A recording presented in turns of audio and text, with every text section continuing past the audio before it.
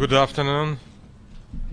We held now a very good conversation with His Excellency, Secretary. We spoke about bilateral relations between Israel and UN. Also, we spoke about our regional problems, especially about Iran, about proliferation, about the threats that we see in our region. We really worry about crazy nuclear arms race in all our region. We think that it's the biggest threat not only for Israel but for entire world. We also spoke about our relations with the Palestinians, about the last speech of the Prime Minister. We think that we have today a good chance to start with dialogue with the Palestinians. As Prime Minister said, we're ready to start with direct talks immediately, and it's necessary to create positive dynamic between two sides. And we will continue our cooperation with UN, we continue our dialogue, and we're ready for peace talks not only with the Palestinians but also with all countries in our region. Thank you. Thank you. Mr. Minister, two questions. You said that you thought that there was a good chance to start a dialogue with the Palestinians. Could you tell us why, since Israel has put so many conditions on starting the talks? And secondly, when you were in Washington and met with the Secretary of State, she asked Israel to freeze settlements. You said no. Are you concerned that this might have an impact on U.S.-Israeli relations? Thank you. Very long question, and I think the same very long answer. First of all, we have our position. We don't have any precondition. I think that we have right for our position. The Palestinians have right for their position. And what it's important to start with talks without precondition. And every side will try to convince the other side. And the second point regarding the settlements, I think, and I say again, settlements are not an obstacle to achieve peace.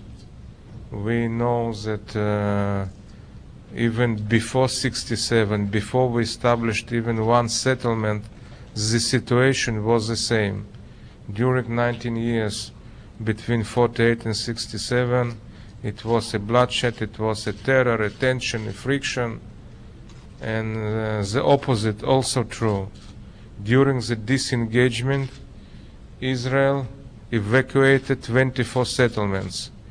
We transferred 10,000 Jews, and we got in return Hamas in power in Gaza Strip and Qassam missiles on Sderot.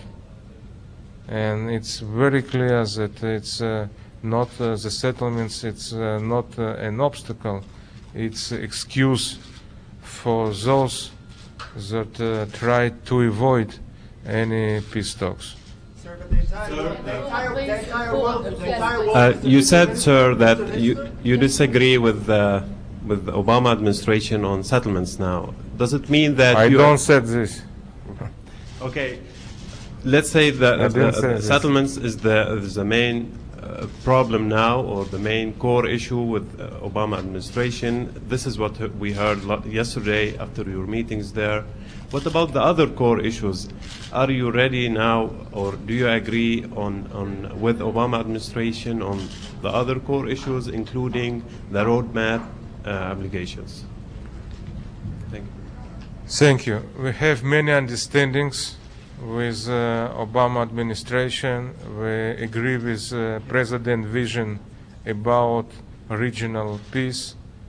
We agree on many points, and we have one dispute. It's I think it's very natural that we, even with close friends, we have one disagreement, and I think that even in this point we can formulate understandings, we can achieve understandings.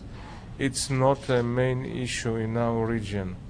If I try to compare what happens now in Iran and what happens in Afghanistan and in Pakistan to the problem of the settlements, it's very clear what is a priority, what there must be a priority of international community. Thank you. Herr Minister, sorry. אדוני השר, תודה.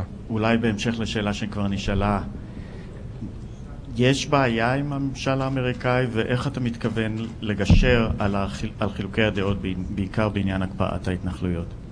קודם כל, אין חילוקי דעות, יש הסכמות ברוב רובם של הנושאים. יש הסכמה לגבי גישה, לגבי תפיסה.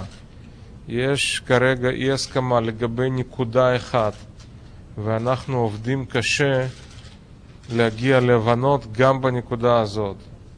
אבל בהחלט אני חושב שבמיוחד אחרי נאום ראש הממשלה יש הבנה, יש הודעה מאוד חיובית, יש גישה חיובית, ואני בטוח שגם בנקודה שיש מטבע הדברים אי הסכמות, גם שם נמצא ניסוח שהוא מספק את כל הצדדים. תודה. תודה.